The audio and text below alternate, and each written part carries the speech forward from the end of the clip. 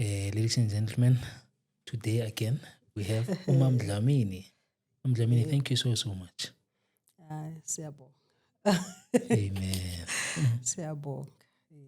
Amen. Ma'am Dlamini, so this is a part 2. I'm not going to dwell more on too many things. I just want us to shoot straight. Are you comfortable? Yes, I am.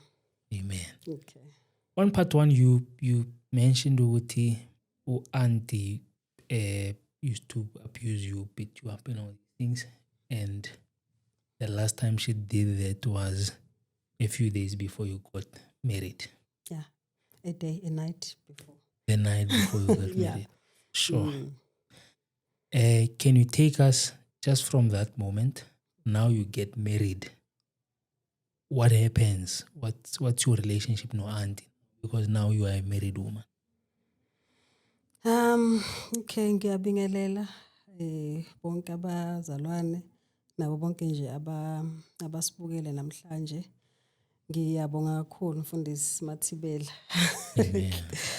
Ukuthi uzongi-interviewer about my life, about my journey noNkulunkulu.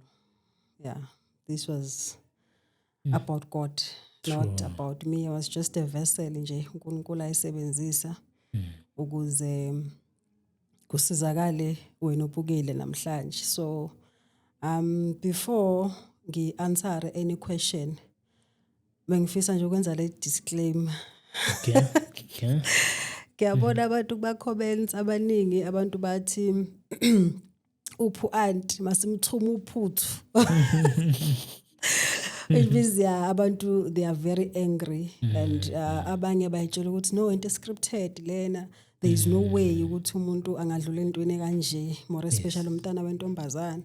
Because honestly mina mangikhuluma nge-childhood yami ayikho into engikhulumayo ngaphandle kwe-abuse. Okay. Because from year 2000 until ngishada yona impilo bengiyiphila leyo, understand? That was my daily life. Okay. So yeah, yona childhood enginayo leyo, anginayo lento ukuthi I remember ngeChristmas sahamba ngathengelwa impahla. No, I've never experienced that. So yeah, my aunt is still alive. Okay. Yeah, I believe that unabo 59. Okay. Maybe. Yeah, because I'm 1967. All right. Yes, so impilo bengishilo ku-episode 1 ukuthi ayikho right. Mina ukugcina kwami ukumbona face to face ngamgcina 8 years ago. 8 years ago. Yes. Sure. Ngamgcina the day ngiphuma ekhaya ukuthi ngiphuma ngiyoshada ngoba ngaphuma ngabo 3 ekseni so siya emshadweni. So ngayitshela, ngakhumbula ngitshela nobhuti wami ngathi kwesizulu ke sithi yo iphume nobovu. Usukuthi no more. Yeah, so ngathi mangiphuma egateini ngasho kanjalo ngathi Nkosi phinde ungibone ngisho kuthiwa la ngiyakhona impilo ayihambi kahle kangakanani kodwa I'm not coming back here.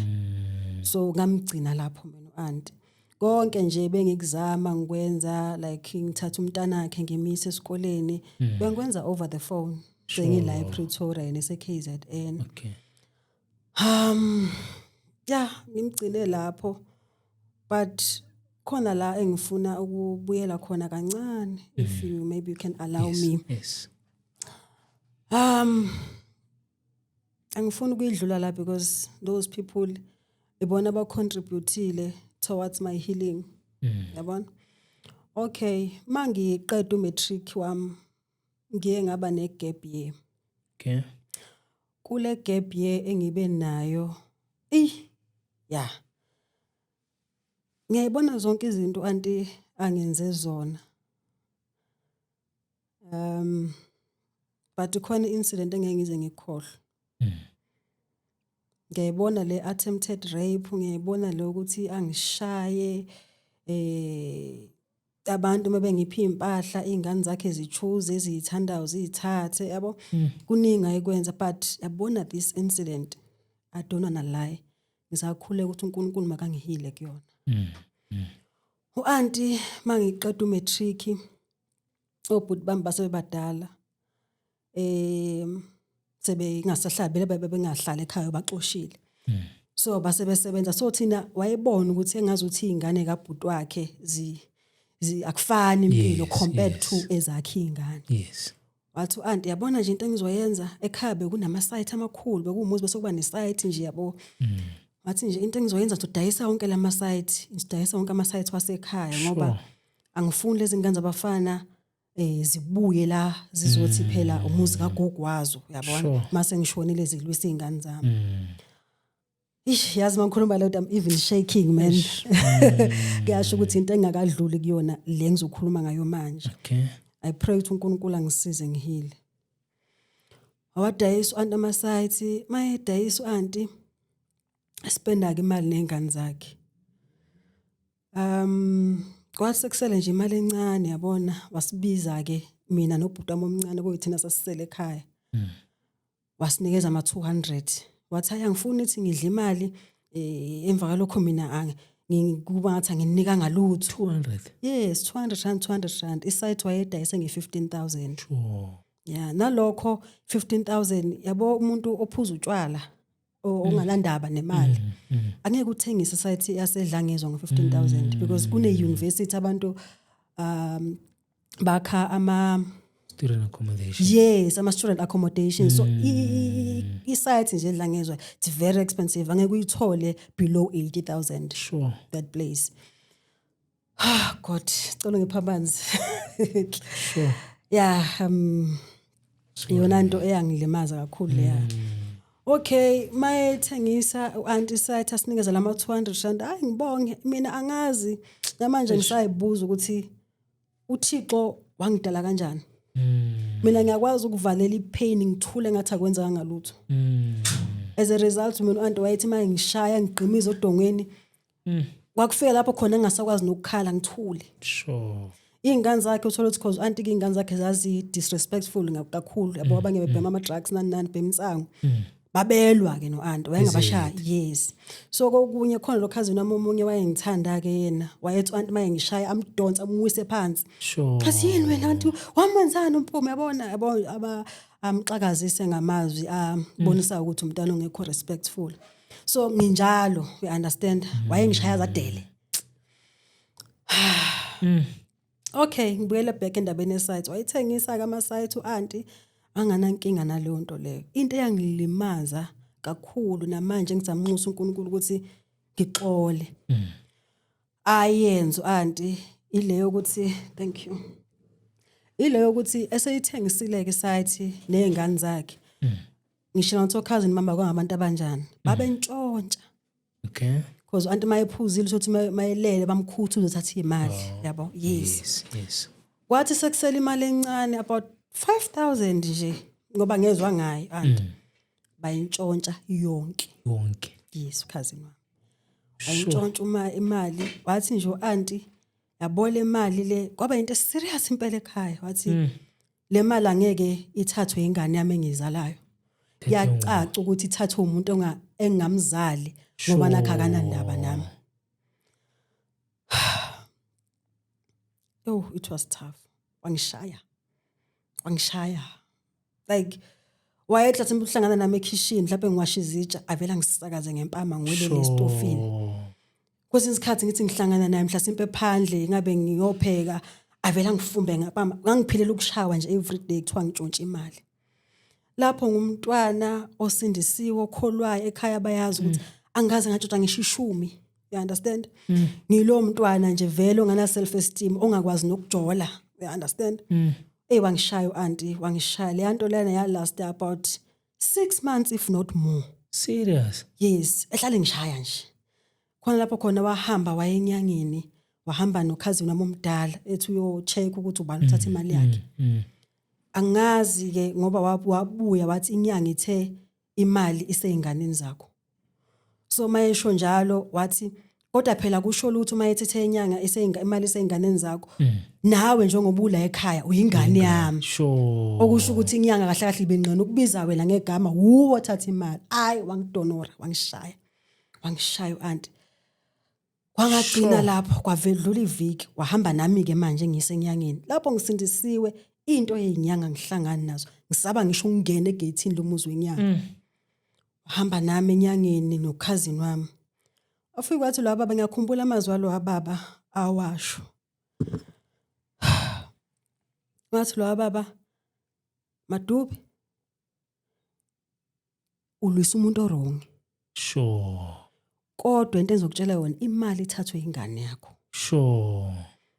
ngicela ukuthi mawususho ngoba lento engizoyenza mina izokulimaza kakhulu ngicela ukuthi uhambe ekhaya uyocabanga ukuthi umuntu othatha imali yakho umbone yini ngombala hamba ekhaya ubuyise ucabangile kahle because mina ngizokwenza izinto zami la ezongenza ukuthi umuntu othatha imali umbone wena Okay. hayi wathi auntie no hayi angifuni ukwenza into embi asambe hayi sahamba ukusuka cause sasisuka ngaSongoye high school siye ekhaya kwi distance nyana wayethi mayehlangana nabantu mhlawumbe igroup yabantu nje angishaye athi nimbona nje lengane intandane ngiyayondla kodwa iyangitshontshela yabona ezama ukubukisa kulabantu lapha yo inhliziyo yami ngiyesaba into eyihlazo so le nto yona into yangilimaza because wayimolona waliqeda igama lami Sure.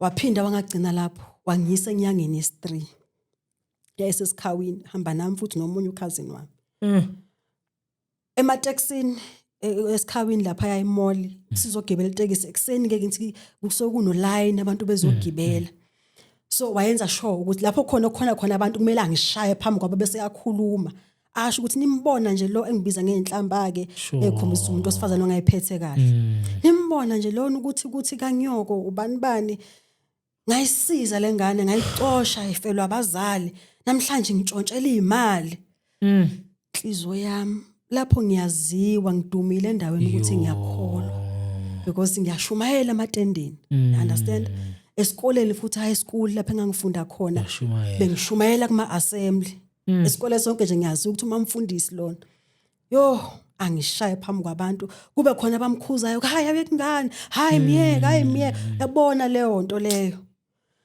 safika enyangeni sangena kulendle encane esikhawini yo I'm even shaking sangena kule ndawo yasesikhawini inyanga nje umuntu wangaphandleke ngakhuluma lesizulu kahle wamtshela naye wathi mama imali ithathwe ingane yakho ngicela uhambe uyocabanga kahle ukuthi uyafuna yini ngiyenze lento ezokukhombisa ukuthi ngempela imali ithathwe ubani lo muntu uzobonakala ngombala hayi nalapho futhi wathi hayi ithi ngiyocabanga kahle ekhaya wabelesela mina ngenduku bangishaya until kuze kufike umngani kakhazini wami ababephuza naye fike ekhaya azothi hey mama mina iyangidla lento umpume ngiyazi ukuthi uyamshaya every day imali ithathwe umntanakho cishe ngisho ngegama ithathwe umntanakho wayithatha ngaleli langa washi date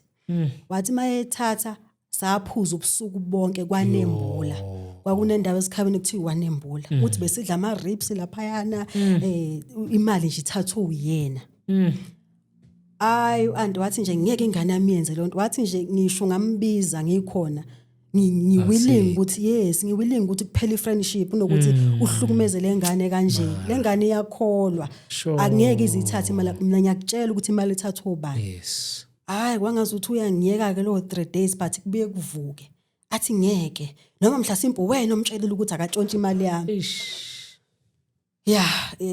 leyo nto iyona nje uNkulunkulu angifisa ukuthi ngidlule kuyona yangihlukumeza ngenye indlela yangihlukumeza ngenye indlela ngiyakhumbula ukuthi kwakumele ngigraduate ecollege ngangifunda kuyona wathi nje angeke uzuye kwi-graduation sho ukuthi uma uya kwi-graduation ubusebenzisa imali yami Just to ask, when you got married, who officiated your lobola negotiations ekhaya? Okay, my brothers came back. Okay. The immediately nje ngibatshela ukuthi kunomuntu ufuna ukuze ekhaya obhuti bami ngamabhuti abawu2 abangama-twins abadala ukuyibona sebadala because i-first born kababa yashona. So kusele labo bhuti abawu2 abadala abangama-twins bese kuba yilo engimlamayo mina from my mother's side. So beza ekhaya nomntana ka-aunt cousin wami waye right kakhulu wayengahlala ekhaya first born yakhe u-aunt yahlala nobaba wayo. So weza ke beze ekhaya kwayibona ama negotiator indaba zamalobolo and also no aunt wayengenelela ke ezama ukuthi because mina amalobola abantu bakaDlamini bafika ekhaya I think ngabo 7 ekseni. Kodwa ukufinalize amalobola ama negotiations baza baqeda ngabo around about 2:30. Sure. U-auntie etshela cousin obabhuti bami ukuthi never abakaDlamini maba understand ukuthi njengoba bela bengezi ngomqondo ukuthi intandane le of which she was right lapho. But into ayisho wayethi mele bazi kwaDlamini ukuthi inkomo iyodwa u8,000.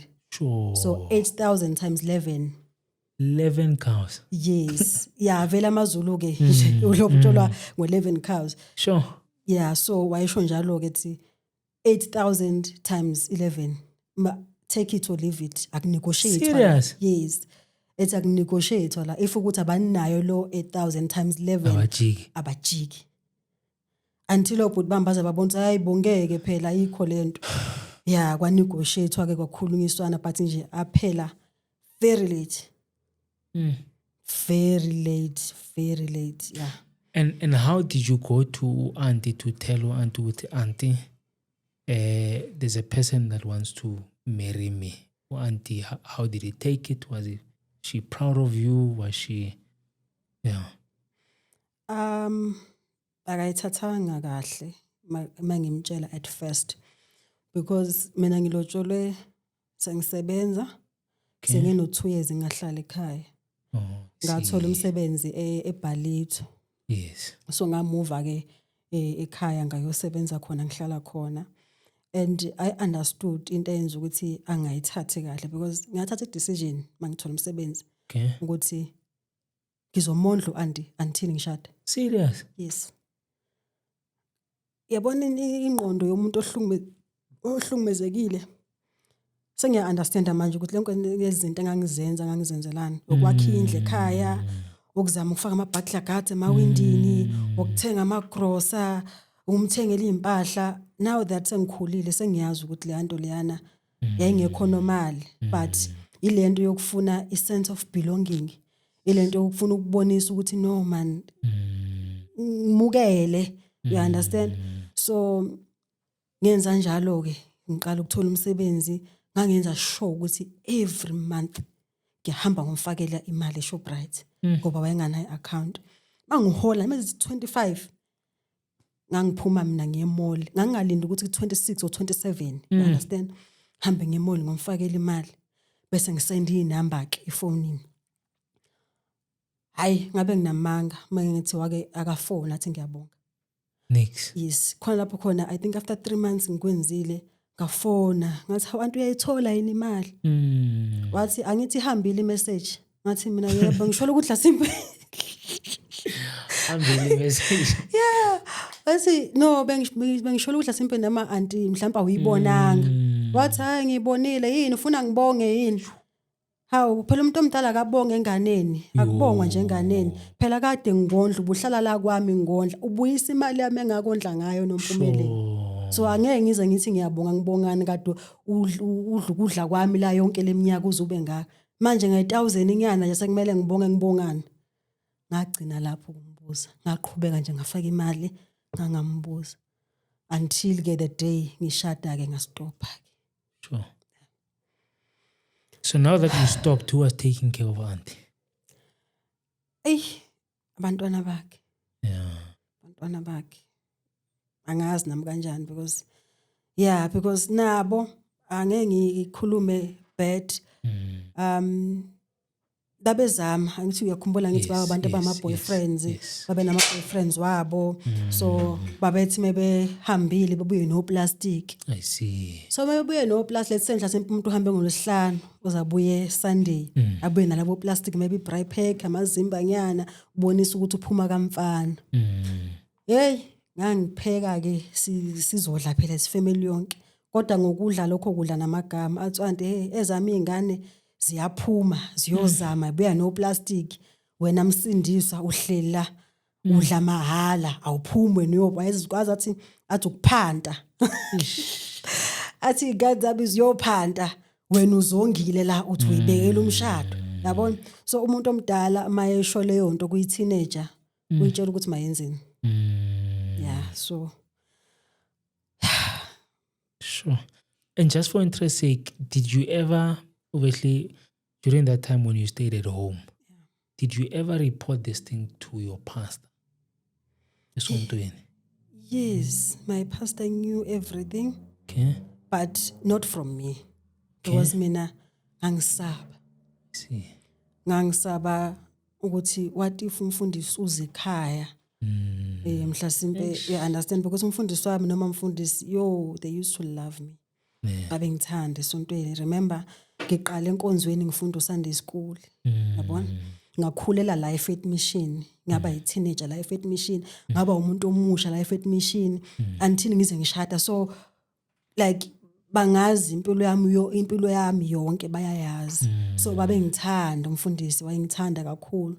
So abangani bami la ababe befike mhlasimpe ekhaya anti abaxoshe because I was not allowed to have friends. Not allowed to have friends? Yes, I was not allowed to be visited by abanye abantwana. Yabona? Sure. Wayebashaya ngamatshe nje abaxosha athi hambani zomfundisa imikhuba emibi yabona. So lawo my friends wami ngelinye ilanga ngatshela umfundisi ukuthi mfundisi unompumelelo uphila sona so wangibiza umfundisi wangibuza. Okunye ngakuphika because ngangibona ukuthi he was very angry. Okunye ngakuphika, okunye ngakuvuma. But nje umfundisi wayelokho eshilo ethi nompumelelo please ngivumele ngikutholele indawo yokuhlala. Baningi abazali abangaka-accommodate. So mina because auntie wayeprogramile ingqondo yami yokuthi akekho umuntu ongahlala nentandane. Amazwi nje wahlale washo la uthi ngikwenzela umusa ngihlala nawe akekho umuntu ongahlala nentandane because intandane ayiphatheki intandane ayinadanki yabona makwenzeka because babe khona abanye abantu ababem approach auntie becela ukungithatha yabona. So wayevela asho kahle athi ngisho ngaze bakuthatha labo bantu uhambe uyohlala nabo okusalayo angeke ulaste because intandane ayiphatheki. Sure. Uyobuya uze la kumina uzoguqa ucela uxolo. And angeke ngisakuvumela back. So ngangiba naleyo nto leyo ukuthi what if izinto ayihambi kahle phambili uyobuya kanjani ekhaya, which means ngizoba a street kid. And I was still young. You understand? Now sengikhulile I understand manje ukuthi yini eyenza ukuthi umuntu okuyi toxic or abusive relationship angaphumi kalula. Abanye bephume ngoba sebeshonile. I-abuser ine tendency yokuyi-program ingqondo yakho ukuthi ngathi nje awunali imuva, awunali phambili. Impilo yakho ends here. So I was like that. Even abantu abang-approachayo ukuthi ozohlala nathi nje ngangithi nje no ngikholelwa kulento ukuthi hayi man ungcono usathane that you know than the devil that you don't know. Ingqondo yami was like that. Yeah. And where was I'm gonna call her umamncane? Okay. Yeah, ne. Yeah. Ubaba esaphila. Remember ukuthi umama mke washona, angimazi umama. Washona sebezoshada nobaba, sekuneyimpahla nje ababesikhomisa zona ekhaya ukuthi impahla zamama wena wayezogana ngazo la ekhaya. Washona. So baba ke wathola umamncane. Baba engahlali far from ekhaya. Okay. uma uya laphayana akuhlala khona ubaba kwaku 7 rand itaxi. I'm sure ukuthi everything eyenzeka kithina they knew about it. Khona into engingayisho ku-episode 1 ukuthi kunomakhelwane owahlangana nobaba wami behamba noma mncane eShoprite beqhuba amatrola ayithu agcwele igross. Wathi nomakhelwane awudube ucrossela izingane siyabonga lezi ngane ziyahlupheka edlangezo. Wathi ubaba hey batshele ngiyeza abeze nebhane wheelbarrow estopini. That day was painful because we didn't go university kuma dustbin siyozama because sasitshela ukuthi ubaba uyeza necross. Sahamba sayohlala estopini from 3 until the last taxi yango 7:30 nebhala. Baba didn't show up. Ukuthi maqhamuka itaxi kube yithina esivulayo siqala ze taxini ukuthi nangu ubaba. Sure. And sabuyela emuva singabantwana sijabhile inhliziyo ibhlungu silambile because nesazama ukudla kwangalelo langa nokwakusasa sokuzama kusasa, you understand? So wayegrosela kaMamncane. Yeah. Mamncane, I remember that day baba wayenakho ukubuyeza ekhaya yabona. Ayifikile ubaba ayifike kuyiFriday.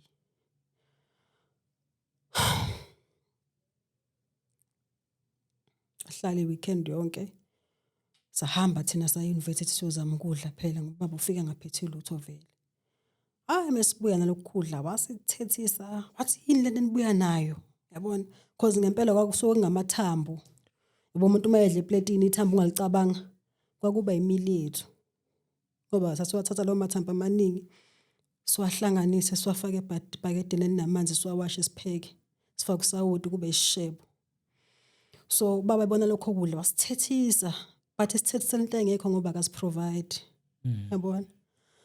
Bathini bona abantu abezwayo ukuthi babona ukuthi nidla lokho kudla lokho yini lento enidla lokho kudla kwakubizwa ngedwapela. Kwakunegama kwakubizwa ngedwapela edlangezo. Bathini bona abantu abangaziyo because my father was well off. Baba wayene double cab. Wayengana double cab kuphela. Wayenenye imoto ekuthiwa iToyota eyiprivate. Wayenemoto ezu2 baba. Kodwa thina singanazi icathulo zokuya esikoleni.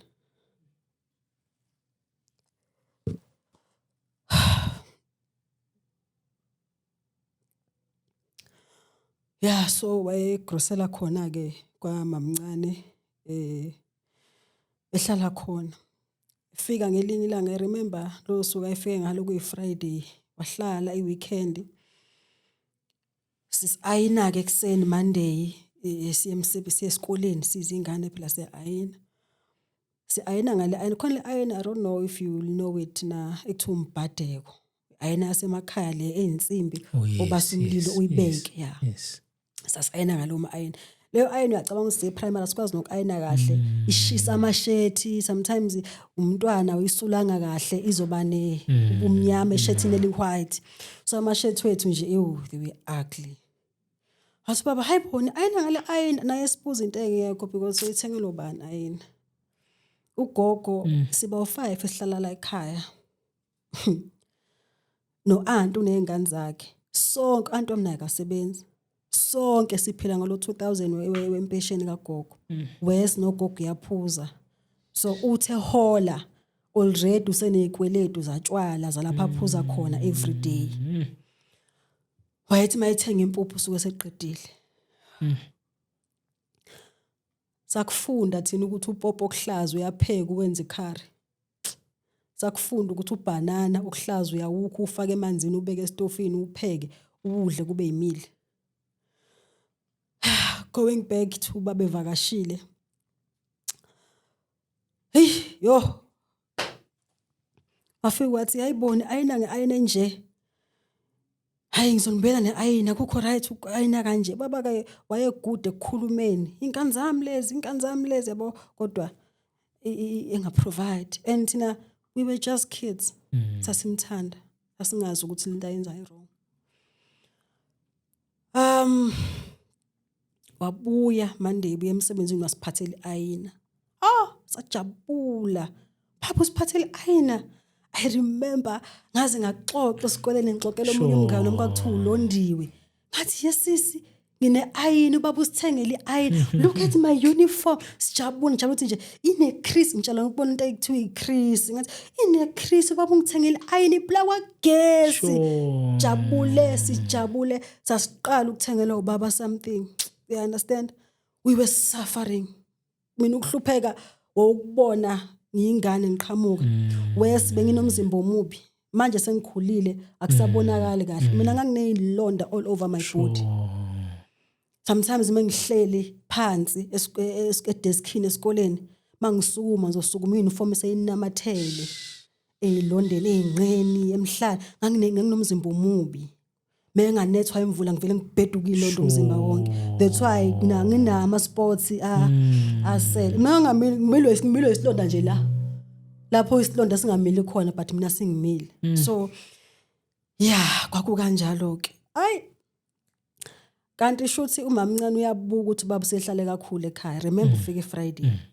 Friday, Saturday, Sunday, Monday ubuye emsebenzini ubuyele ekhaya.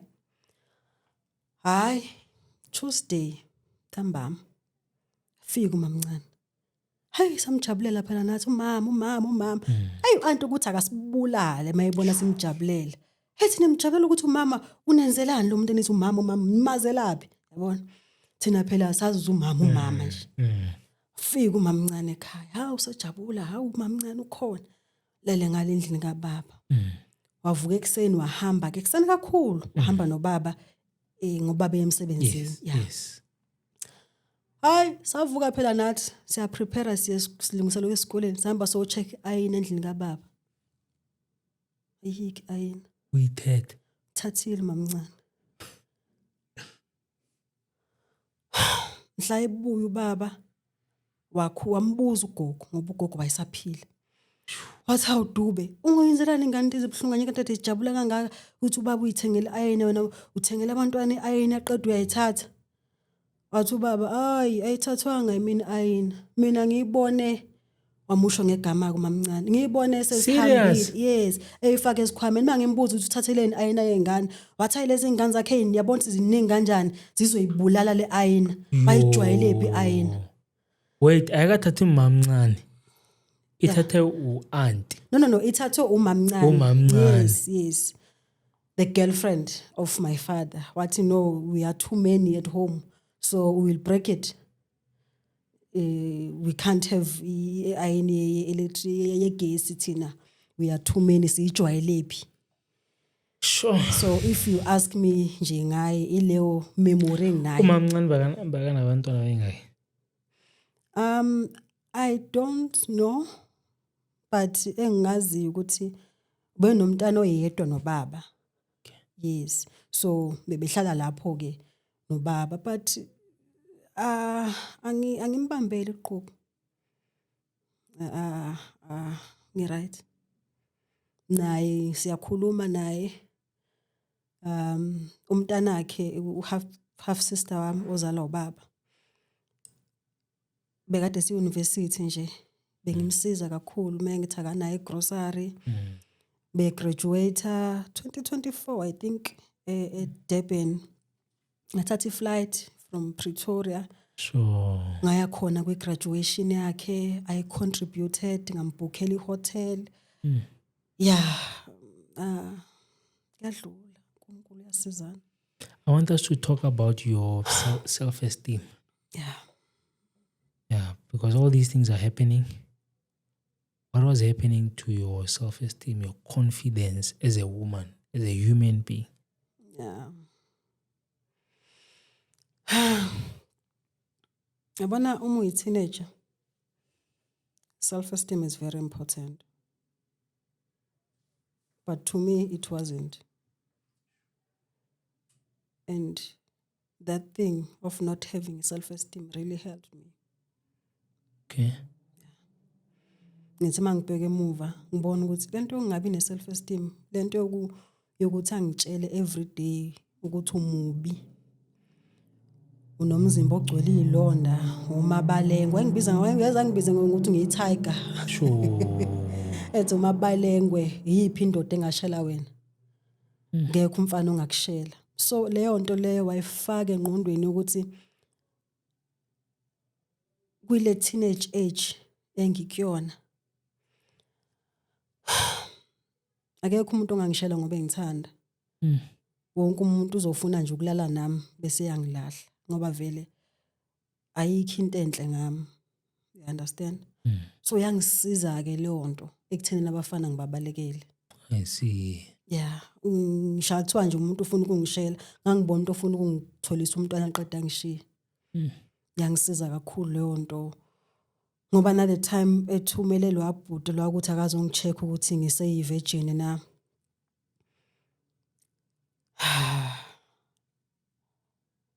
Ngathi mengirefuse ngithi ayangilali mina lo muntu endlini. Wathi hawa uzokwenzani lo muntu ngoba umumbi kangaka? Lo muntu une girlfriend yakhe enhle kabi empofu. Wena mnyamana nje uyini wena? Ngoba usanuka amakhwapha nje ungayazi nokuthi roll on imalini esitolo. You understand? So those words wafaka la engqondweni ukuthi one angilutho, akekho umuntu wesilisa oyongithanda, ongishelayo ufuna ukulala nami, qeda ngishiye. Yangisiza ke lo nto ukuze ngikwazi ukuthi ngiqhubeke ngiphathe kahle.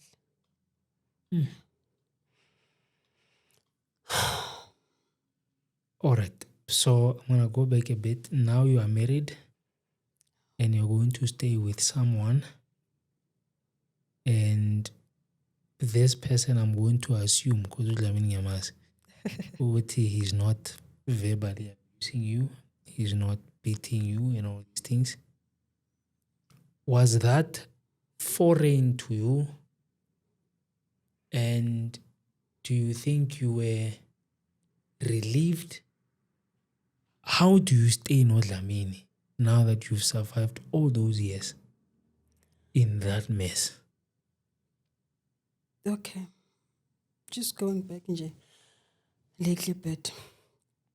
After i-matric yami ngaba ne-gap year ngithe ekhaya. Yeah. Umfundisi uButhelezi wamisa i-crusade Harrismith eFree State.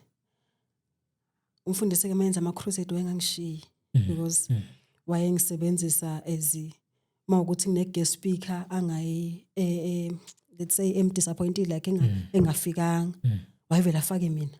Sure. Impumelelo uyashumayela ebusuku. Kwesesikhathi futhi kosaButhelezi umfundisi mina wakangitshela kusele day ukuthi ngiyashumayela. Wayengitshela mase kuworship akiwe ezweni. Yo. Athi impumelelo uyashumayela. Azathi wena we ever read mama we bet we ever read uhlala uneverse. Yeah, kwangisiza nakho lokho ukuze ngihlale ezweni ngihlale ebungcweleni. Yes. Because you can't preach ungekho ezweni. True. Yabona? Uzothini phambi kwabantu. True. Yeah. Okay, so amisa le crusade Harrismith wayengangishiyike futhi bengifunda iBhayibheli esontweni, yabo. NgakuThebi wasedlakeza.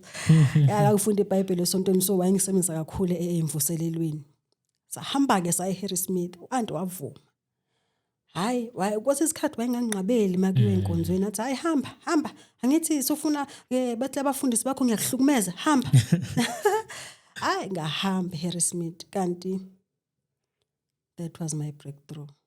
Okay. That was my breakthrough. Yeah. La mitende 2 weeks hayi kwathiwa extendwe insuku abazalwane bekhala bangale kuthi hayi ningahambi yabo yazi lo ntende nasematendeni manje mase kumele nihambe bengafuni nihambe. Ngashumayela wanginikeza I think if I'm not mistaken I think 3 days. Okay. Yeah. Ngashumayela ngosuku lokuqala, lwesibili, lwesithathu.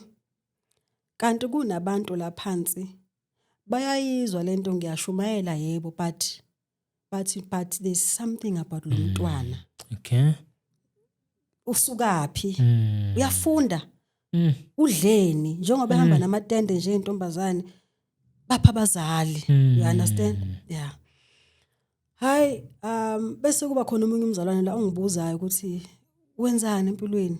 Ngithi mina hayi ngiqeda matric wami last year so abangithathanga euniversity ngihleli nje ngizama ukuthola ama piece job while ngisa apply for next year maybe banizothola ispace.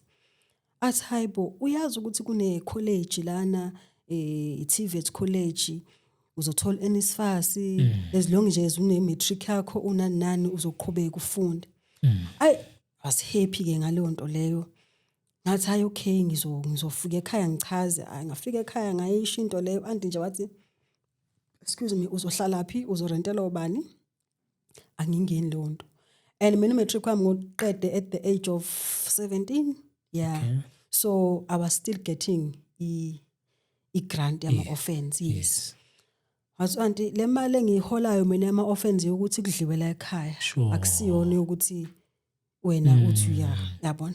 Okay. Lapho uholela thina sibayithu mina nobhuti wami omncane. So imali iningi vele. You understand because ubuya hola ne grant yalabantwana bakhe lapha. Yes. Wathi nje cho awuyilapho. Ngathi mina yabona la ngihamba ngempela sengamanene bengibulala. La ngihamba ngempela. Lo mzalwane lokho angifonela akathi hayi lethe into zakho email into zakho ngizokuapplyela. Hayi na ngempela ngenza.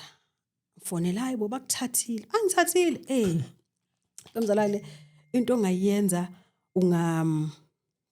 mhlasimpe ungacela ekhaya khona umzalwane engingakuhlalisa naye yabona while now usafuna ama piece job ukuthi ukhona ukurenta nje for 3 months uzokuaccommodate lo mzalwane while now ufuna ama piece job ngiyandla uwashela abantu uzothola lo 400 rand we rent inyanga.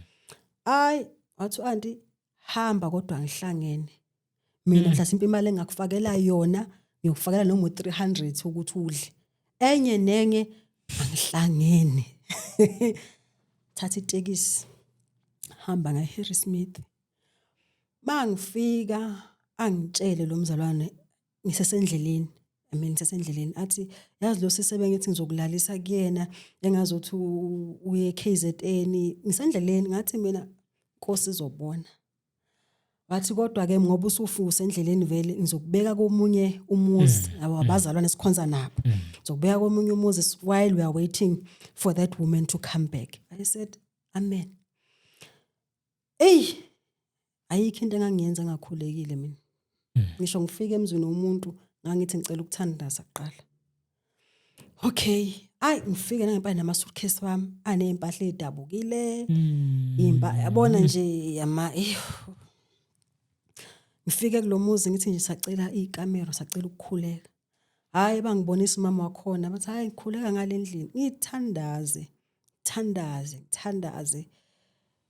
kanti that prayer kwakwe breakthrough yami.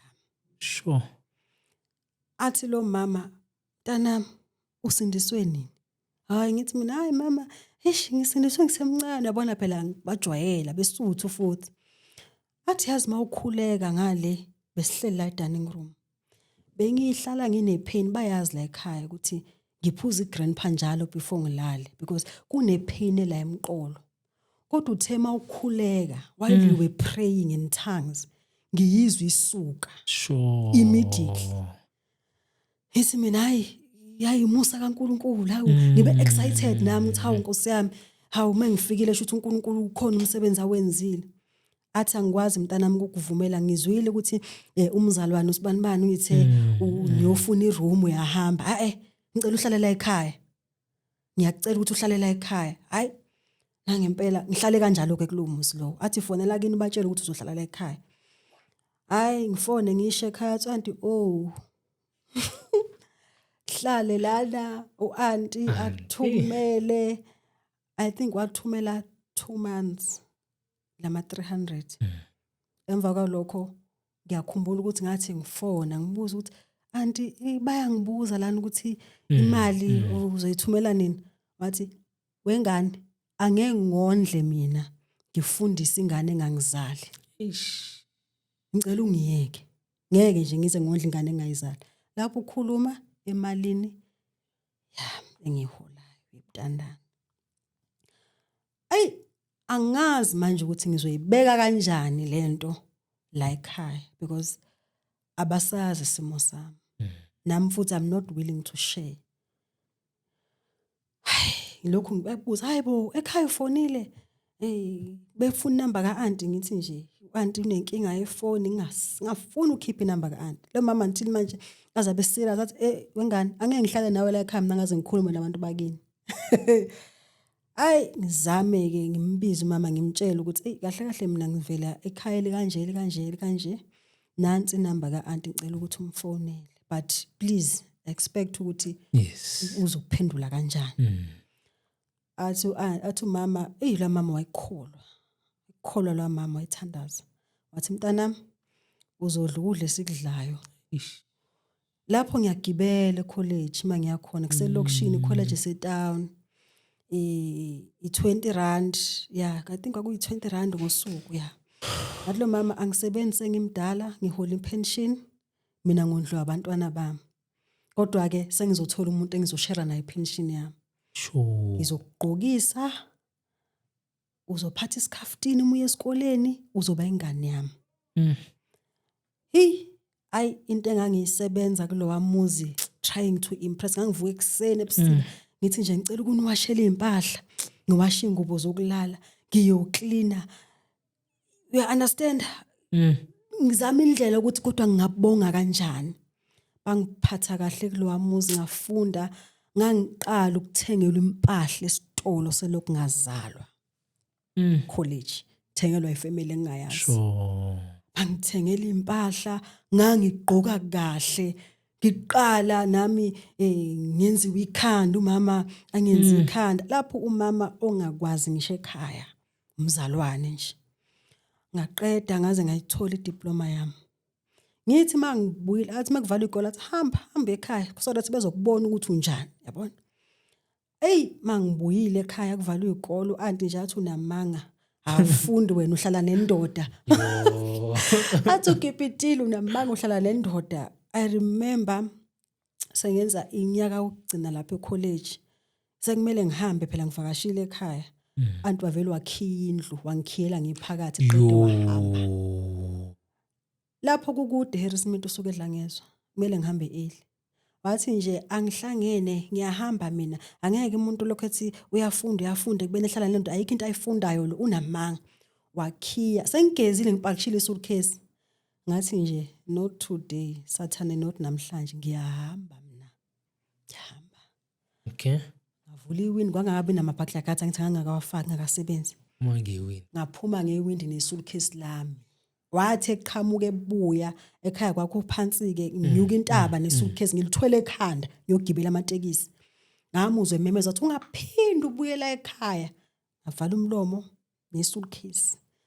Ngihamba ngaze ngogibela ngabuyela eHarrismith. So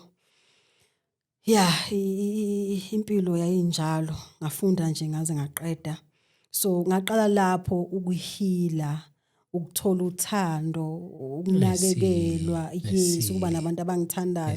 So uthe uBabudlamini mayifika empilweni yami fese ngingcono yabona sengazi ukuthi uthando yini kunomuntu ongakutreat njengathi isilwane. So ufike sekungcono. Okay, so I want us to do something. I'm not sure if your faith allows you, but utawumazuma. Yes. If your mother was alive and you had an opportunity to talk to her and say, Ma, I wish you were. What would you say to her?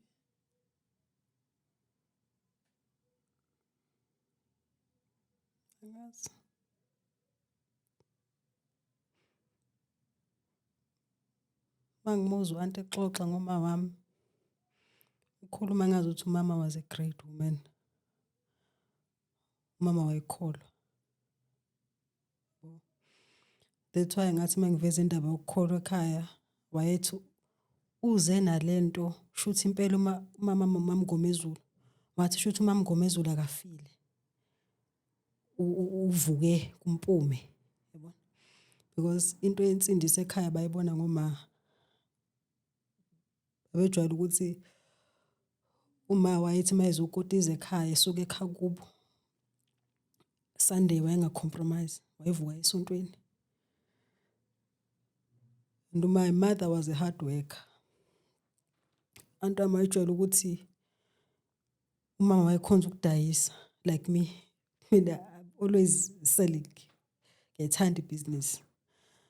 Wayejwayele ukuthi wayethi mayifikile ekhaya wayephatha impahla zoshintsha bese ephatha nezimpahla zokudayisa hambe edayisela umakhelwane. She was business minded. Mama mezoshona washona own hardware. Mama mezoshona washona neinkomo nezimbuzi.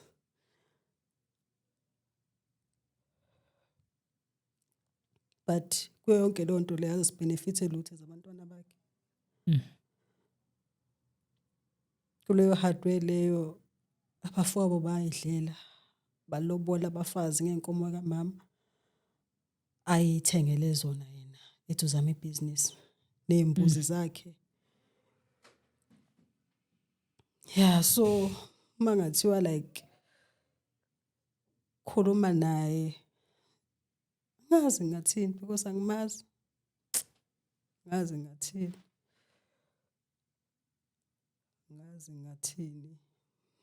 Ngifuna uqamba amanga. Yes khona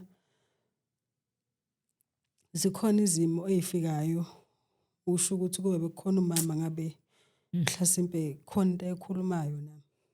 But mina mekuthiwa khuluma naye angazi ngathini. Yabona? Because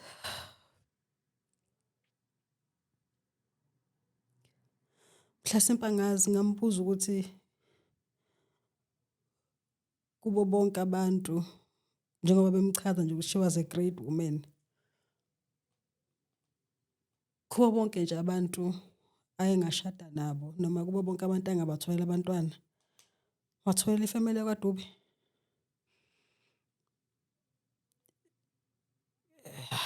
So yeah. I wish abantu bangangidabukela but bafunde isifundo sokuthi abantu besilisa ngiyanicela. This is from me to you. Ningayenzi lento ukuthi manithola uthando olusha nikhohlwe izingane zenu. Yabona? Ningayenzi. Yabona lento isi like ifashion yokuthi kakhulukazi kuthina abantu abamnyama yokuthi umuntu aqhubeka aphile athathe ispoon adle abe nesapha angayazi ingane yakhe ukuthi idleni. Today I'm sitting here, I'm 33 years old, but I still remember what happened in the year 2000. Into lena engasuka engqondweni eyenziwa indoda iphila.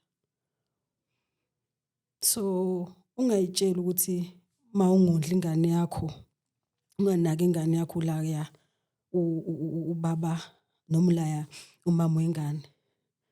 You are creating a memory engeke iphele enganeni yakho. Mina angimblame kakhulu mhlasimpe nizozo angimblame kakhulu mina uauntie ebuhlungwini angizwise bona. If my father was a responsible man ngaba ngidlula ngonke into engadlula kuyona. Yeah. Yeah.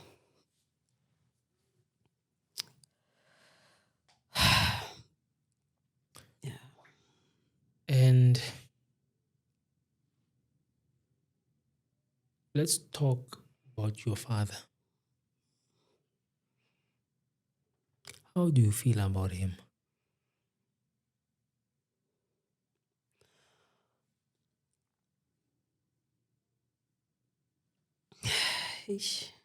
Yani sengamxolela because ukubuya kwakhe ekhaya segula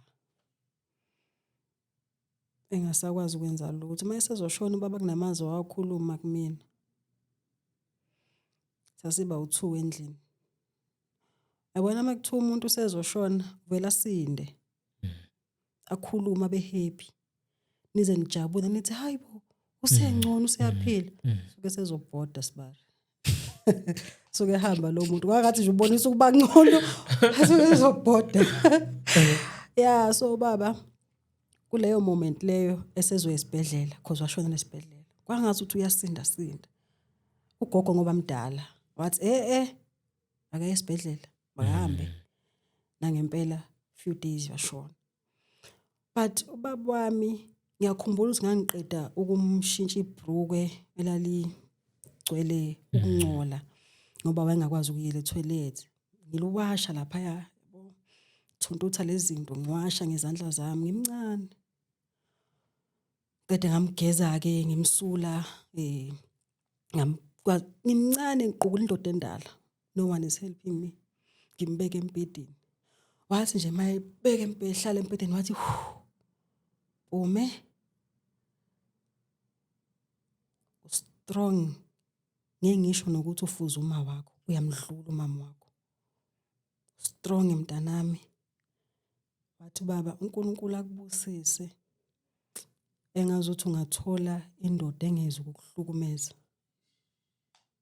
lawo mazwi baba wagcina ukukhuluma nami ngawo emva kwalokho ngakusasa wayesibhedlela wona amazwi nje ngamgcine wakhuluma endlebeni zami namanje ngisawezwa athi hayi bengithi umama Ngomezulu waye strong uyamdlula because I was young ukunakekela ubaba wami ngimgeze ngimphuzisa amaphilisi ngiunderstand ukuthi kumele mangiphuma mhlasimpe ngesitolo kumele ngikhiye umnyango mhlasimpe ngoba wayesephazamisekile engqondweni kunezinto ayibonayo afuna ukuhamba kunabantu abambizayo so kumele ngikhiye iminyango ngoba wayephuma ngisho engagqokanga aphume ngegate nje njengoba wayezelwe so kumele yabo makhelwane sebayambuka manje kumele ngimdonse baba woze endlini abuya ngishaya hey ubani wena hey awungiyeke wena lapha akagqokile akusinto encane ubona ubunqunu bukayihlo sithi ubona nje ubunqunu bukababa kwamzali wakho akusiyo kunakho ukutraumatizana yeah but uNkulunkulu uyasizana. So maybe let me ask you this one before we finish. How are you? Right. I'll say right. What do you feel? How do you feel about everything and I wish uNkulunkulu angamxolela abantu bami.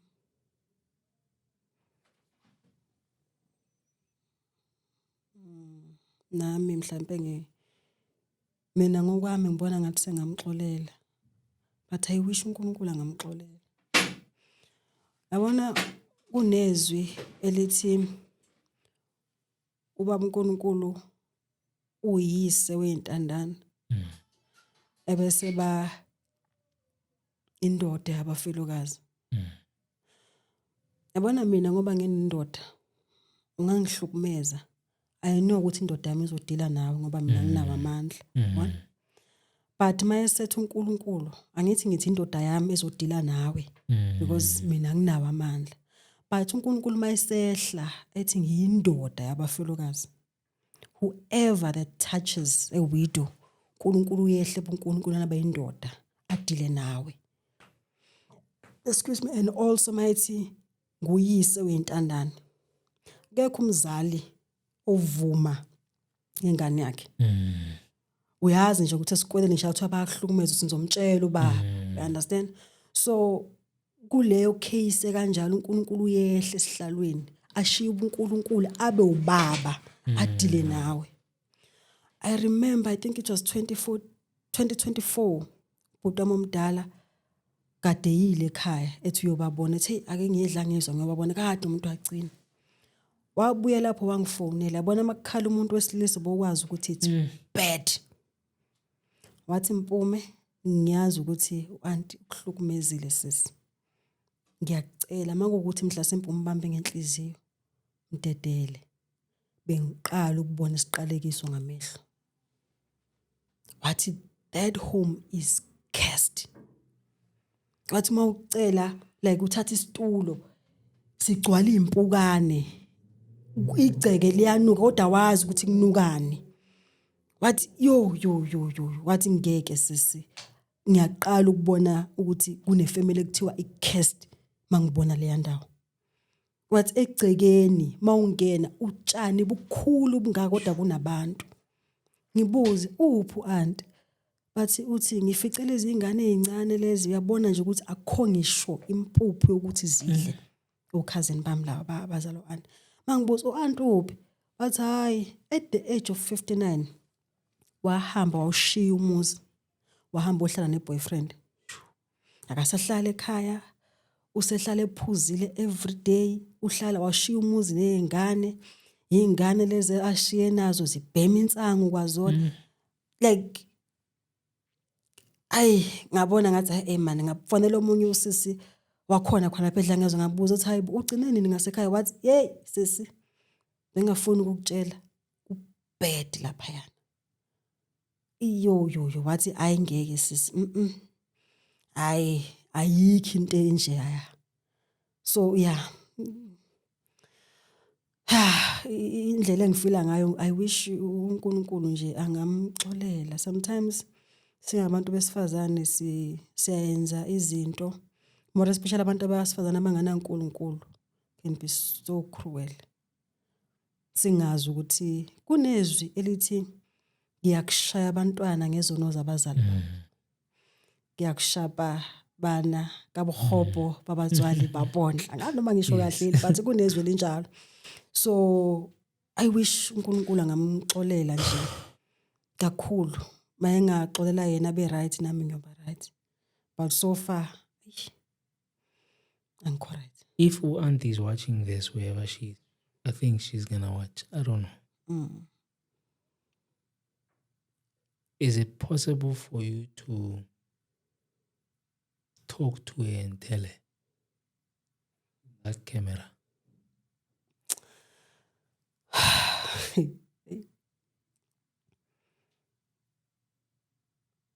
Angazi noma ngakwazi ukukhuluma naye,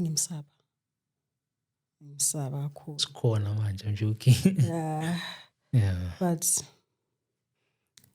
ngambuza nje ukuthi ngangenzini. Yabona? What have I done? What did I do? Ukuthi angidlulise kuyo yonke le pain angidlulise kuyona, ngangenzini. Ngiyakhumbula ukuthi kwesinye isikhathi wayethi mayijabule ingane zakhe zimbuza, kanti kahle wena mama umsondelana uMpumi? Avela athi hayi uMpumi kahle idlozi lami elingamfuni, because uMpume kahle umuntu obiziwe kumele ngabe uyathwasa, kodwa uMpumi lokho ethi usindisiwe, so idlozi lami lilwa naye. Avela asho into kanjalo, yabona, of which into engekho enough ukuthi ungahlukumeza ingane to that extent, ngoba ubese uthi uvika ngokuthi idlozi lakhe alemfuni. So ngambuza nje ukuthi ngangenzeni,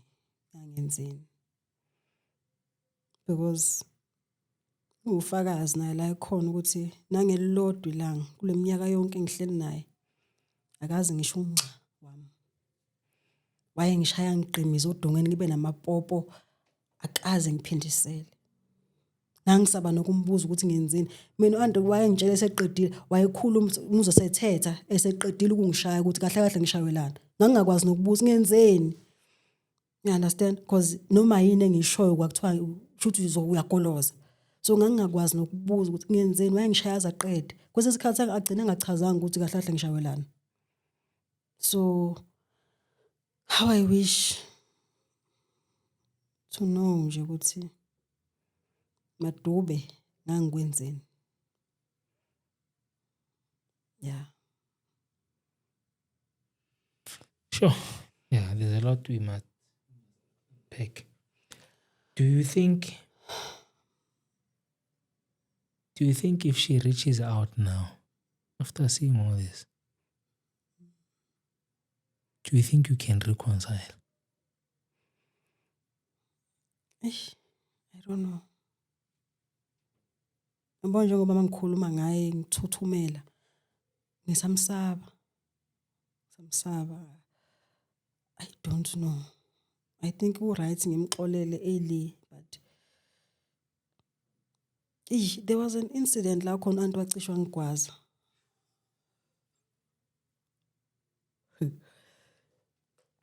Kulento le yokuthi athi ngitshontshe imali yakhe. Ngangilele ekamerweni. Yena wayeka ukulala endlini le ngaphandle, yabona? Wezolala leli kamereni ngapha. I-RDP kina ino 2 bedroom. Elele ngapha. Ingane lezi ezincane ukhazini mami laba abancane nothi abadala belele la dining room mina ngilele ngapha ekamerweni. Imbhede u2 nomunye ingane kakhazini wami ilele komunye umbhede. Ngilele ngibheke phezulu kanje. Angazi kwangazi ukuthi kunento engiphaphamisayo. Ngivela ngaphaphama ngavula amehlo. Mangithi ngivula amehlo ngivuka angithi kuyakhanya kunonyezi phandle so kuyakhanya nasendlini. Ngiphaphama amehlo aqondana nawakhe. Umeduze kombhede. Ukhulumela phansi uphethe ummese. Uthi ngizokubulala. Iphi imali yami? Angaze ngiphendule. Yabona uvuke ebuthongweni uvela ufreeze. Angaze ngiphendule, angaze ngikhwehlele, umzimba nje wavela wafreeze wathula. Waphinda futhi okwesibili wathi ngizokubona. Phethe ummese kanje. Ngifuna imali yami.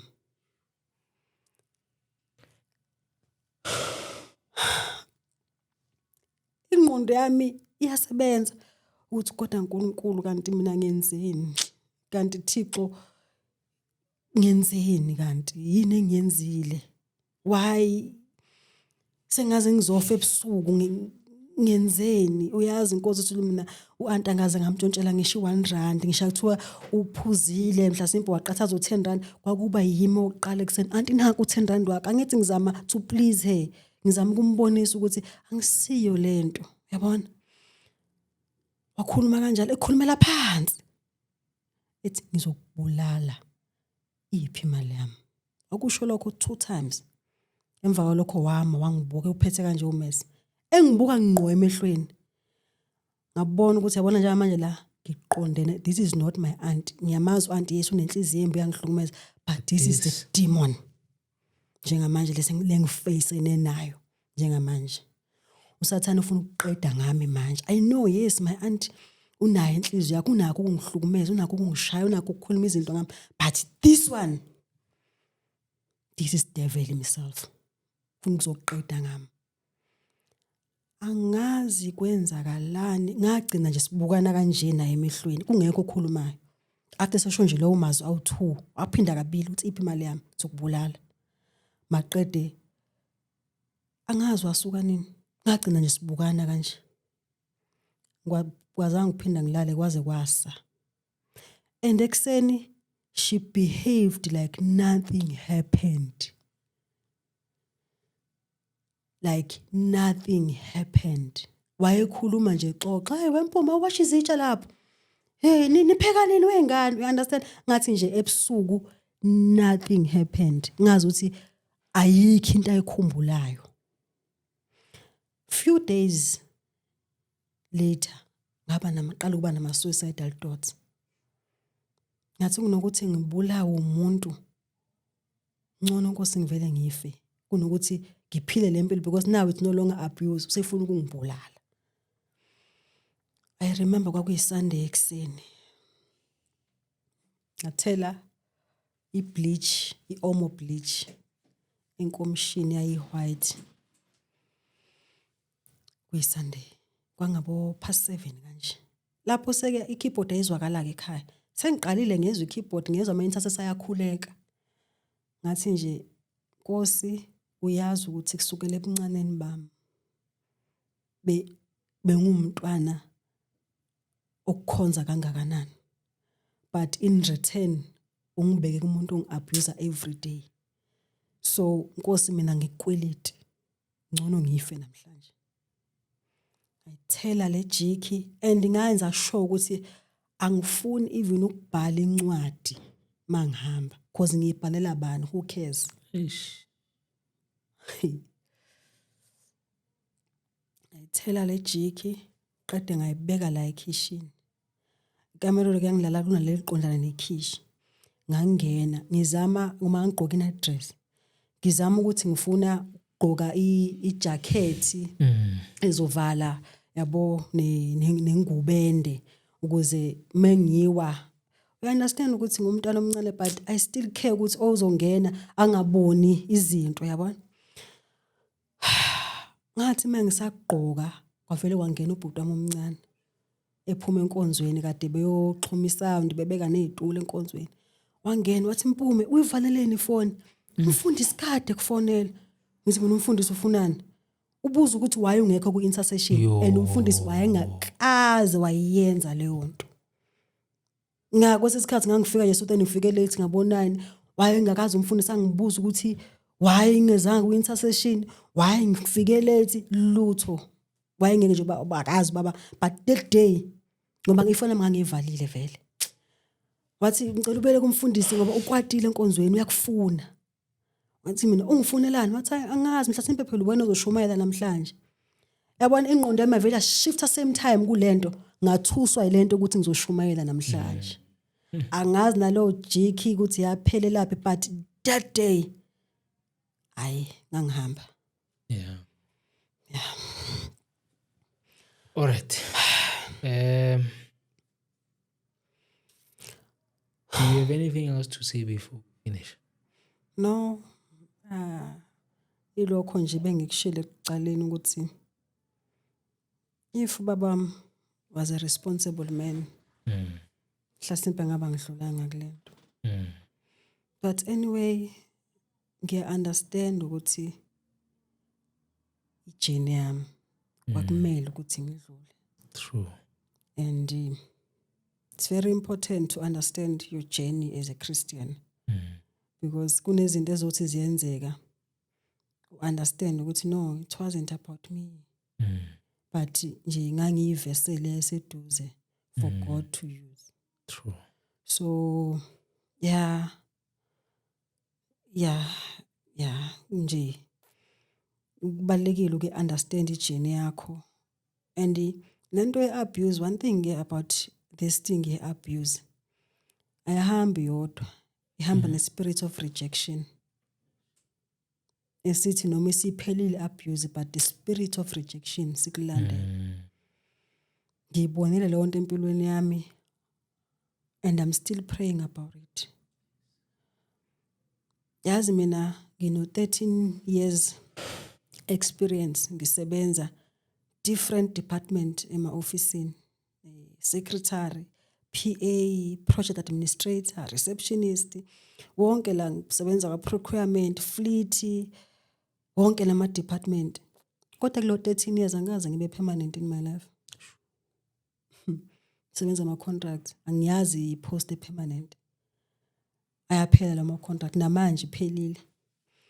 Ngiye kuma interviews, long nyaka I think sengihambile ama interviews 4 for ama permanent post. Vele kuthiwa hayi ube u number 2. Bangangithatha. So yeah, I'm still praying about it. We believe God for grace. Amen. Yeah. So just before we close, I want you to pray for anyone that is listening to this, who is really going through the things you went through. Some of them have went through it, but it's still very fresh in their minds.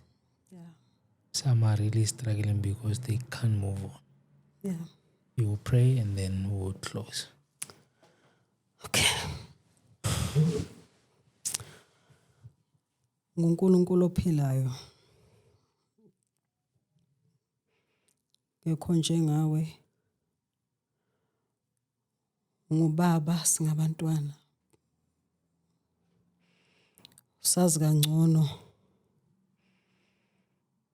Sazi ukudlula thina sizazi. We come before you akho konke ubuhlungu esidlule kukho nesidlula kukho manje.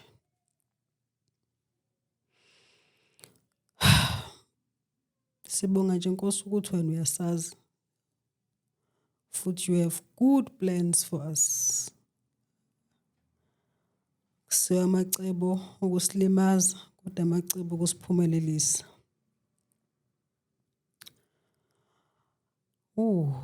Thezweni lakho Jeremiah ngakwazi ngakubeka kuba umprofeti ezizweni.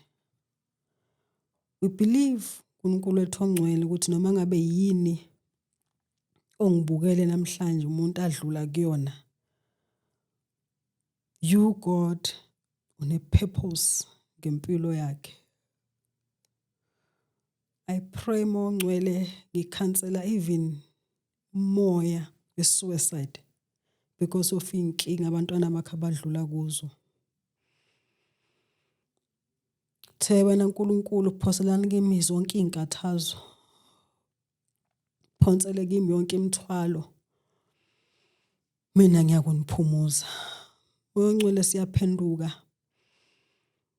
Siza kuwe siyaxolisa, siyaphenduka ngokwenza isono sokukhathazeka. UNkulunkulu wethu ongcwele ukukhathazeka kukhona kwethu. Ukhathazeka uyona. I pray moya ongcwele bantwana bakho uNkulunkulu wethu onamandla, abanye emakhaya bafuna imisebenzi abayitholi. Banye bahlukunyezwa abantwana ababazele. Ngiyathandaza uNkulunkulu onamandla wonke. Deliver them moya ongcwele. I pray egameni lika Jesu ngoba ubonakale Nkosi ephilayo, Nkosi enamandla. Kuwa yikho intshabiso, kuwa yikho inkohliso. UnguThixo izolo namhlanje yebo naphakade. Kwazi uguquke uNkulunkulu wethu ongcwele, themba lasendulo selavela ubala. Baba wethu onamandla wonke, namhlanje ebusuku siyathandaza uNkulunkulu wethu onamandla. I pray mongcwele for even uanti la yakhona uNkulunkulu onamandla wonke. Whatever pain uNkulunkulu onamandla adlule kuyo yamenza zonke lezi zinto, moya ongcwele may you deliver her. Moya ongcwele I pray even for abantwana bakhe, may you deliver them. Ngegama lika Kristu Jesu ophilayo namandla, Baba wethu ongcwele, sikunikeza udumo ke Nkosi ephilayo, sikunikeza udumo.